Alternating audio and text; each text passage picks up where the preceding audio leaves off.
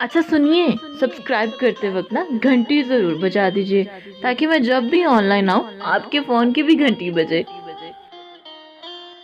कभी नाराज़ मत होना, गिले चाहे बहुत करना और बहुत रुलाना।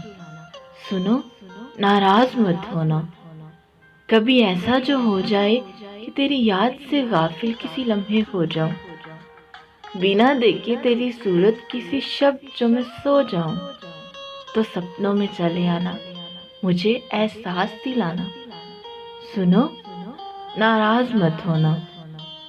कभी ऐसा जो हो जाए जिन्हें कहना जरूरी हो, वो लफ्ज मुझसे कहीं खो जाए। अना को बीच मत लाना, मेरी आवाज बन जाना।